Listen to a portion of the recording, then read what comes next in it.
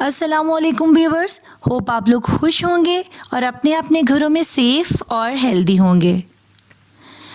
आज के इस वीडियो में आप जानेंगे कि असल में कोरोना वायरस है क्या, इसकी सिम्टम्स क्या है और वैक्सीनेशन कैसे वर्क करती है। तो चलिए शुरू करते हैं। अगर आप कोरोना वायरस से मुतासिर हो गए तो क्या होगा। ये है SARS-CoV-2। ये कोरोना वायरस की फैमिली से बिलोंग करता है, जो किसी भी सतह पर बेताज बादशाह की तरह काम करता है। SARS-CoV-2 कोरोना वायरस की वजह बन सकता है।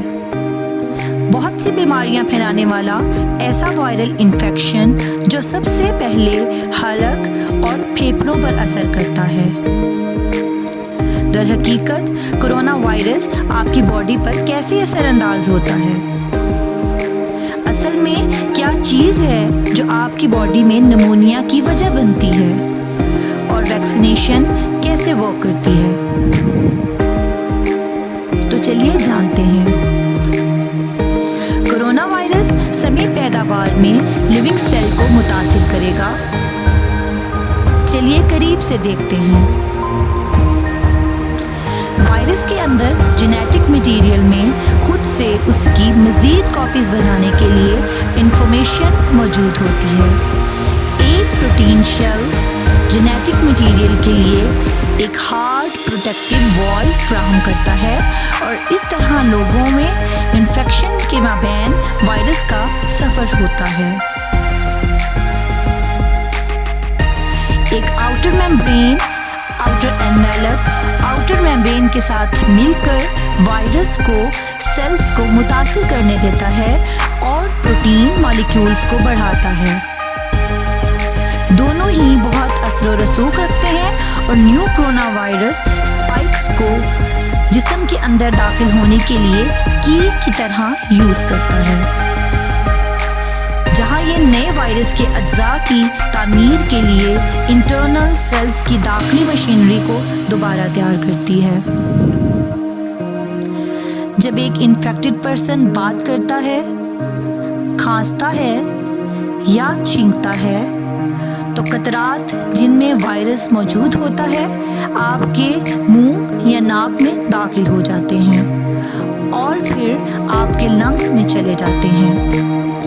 वायरस आपके जिस्म में दाखिल होकर आपके हलक, नाक और फेफड़ों पर असरअंदाज हो जाता है।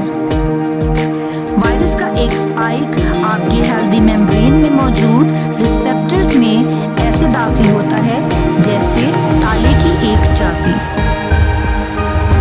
इस अमल से वायरस आपके खुलियों में दाखिल हो जाता है। एक आम flu virus sac cell membrane के अंदर आपके खुलियों के मरकज तक पहुंच जाता है, जो कि तमाम जेनेटिक मटेरियल को ट्रांसफ़र कर देता है। दूसरी तरफ कोरोना वायरस को होस्ट सेल मेम्ब्रेन में दाखिल हुए बगैर ही directly host cell membrane ribosome के तमाम हिस्सों तक पहुंचा देता है। राइबोसोम वायरल प्रोटीन बनाने के लिए जेनेटिक इंफॉर्मेशन का इस्तेमाल करते हैं, जैसे सरफेस पर स्पाइक्स। आपके सेल्स में एक पैकेजिंग स्ट्रक्चर जिसमें स्पाइक्स होते हैं, जो सेल्स की एक झिल्ली की एक परत में आपके सेल्स के साथ मिल जाते हैं। आपके सेल मेम्ब्रेन के बिल्कुल नीचे न्यू वायरस पैदा होने के लिए जितने भी हिस्से दरकार होते हैं, उससे एक न्यू वायरस सेल मेम्ब्रेन से फूटने लगता है। जब वायरस आपकी बॉडी में फैलने लगे तो आपको निमोनिया की अलामात कैसे जाहिर होती हैं।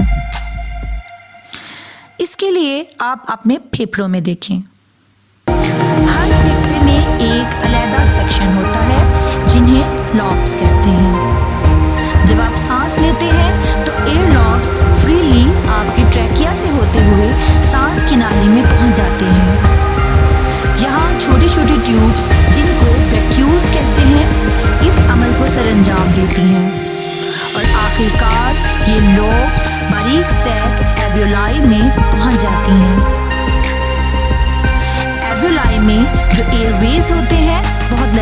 شکار ہوتے ہیں۔ جب آپ ہوا کو انہیل کرتے ہیں تو یہ چھوٹے چھوٹے بیلونز کی طرح پھول جاتے ہیں، اور جب آپ ایکسہیل کرتے ہیں تو یہ فری ہو جاتے ہیں۔ چھوٹی چھوٹی خون کی نالیاں جن کو کیپیلریز کہتے ہیں ایویولائی کے گرد جمع ہو جاتی ہیں، اور جب آپ سانس لیتے ہیں تو آکسیجن آپ کی کیپیلریز میں مل جاتی ہے اور کاربن ڈائی آکسائڈ آپ کی کیپیلریز سے خارج ہو جاتی ہے۔ اس طرح آپ کے پھیپھڑے خالی ہو جاتے ہیں۔ آپ کے ایئر ویز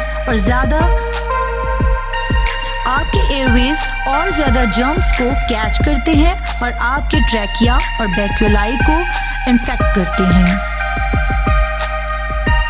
صحت مند اجسام میں بال نما سیلیا مسلسل جرمز کو میوکس سے باہر دھکیلتا ہے، جس سے آپ کو کھانسی محسوس ہوتی ہے۔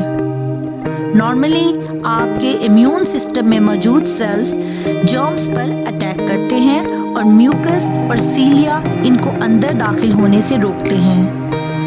بہرحال اگر آپ کا امیون سسٹم ویک ہے تو آپ کرونا وائرس سے انفیکٹ ہو جاتے ہیں، اور آپ کے برونکیول اور ایویولائی میں جلن محسوس ہوتی ہے اور سوزش پیدا ہو جاتی ہے، اور آپ کا امیون سسٹم بیکار ہو جاتا ہے۔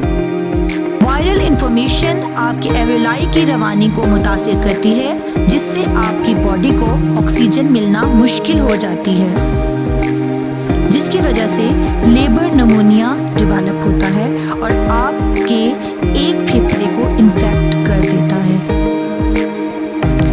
اس سے آپ کو برونکو نمونیا بھی ہو سکتا ہے، جو دونوں پھیپھڑوں کے بہت سے حصوں کو انفیکٹ کر دیتا ہے۔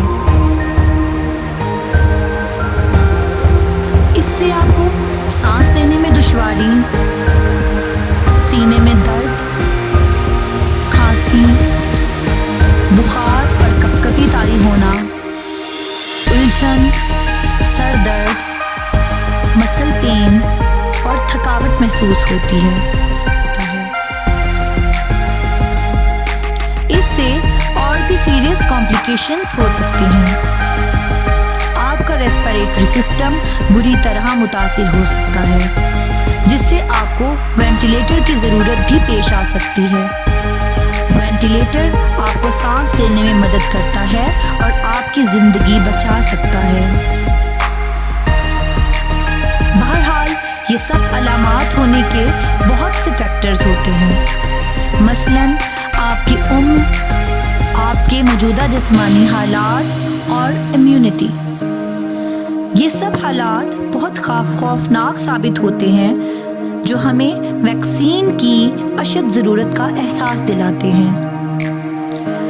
سائنس نے اس کا حل نکالا ہے کہ اگر ان افراد کا پلازما جو اس بیماری سے صحت یاب ہوئے ہیں انفیکٹڈ پرسنز کو لگایا جائے تو ان کی زندگی بچائی جا سکتی ہے، لیکن اس کے لیے بھی اور معلومات کی ضرورت ہے، اور ویکسین بنانے کے اور بھی طریقے زیر غور ہیں۔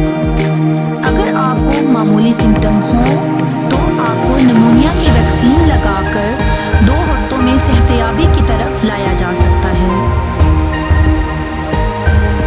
اور کچھ ہفتوں میں آپ کے جسم میں اینٹی باڈیز بننا شروع ہو جاتی ہیں، جو کہ اسپیشلی کرونا وائرس سے پروٹیکٹ کرتی ہیں۔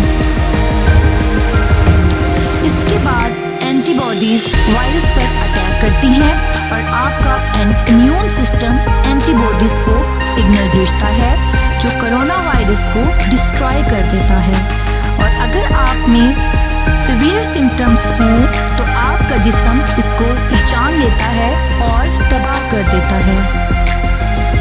اب آپ کا امیون سسٹم ہر خطرے سے لڑنے کے لیے تیار ہے۔ اس کی اب آپ کا امیون سسٹم ہر خطرے سے لڑنے کے لیے تیار ہے۔ اس کی ویکسین بنانے میں کچھ وقت تو ضرور لگے گا، لیکن انشاءاللہ ہم اس وبا پر قابو پا لیں گے۔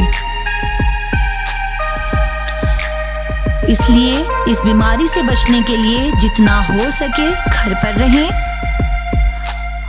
اور اپنے ہاتھ کم از کم 20 سیکنڈ تک صابن سے دھونا مت بھولیں۔ Stay safe, stay home. Allah Hafiz.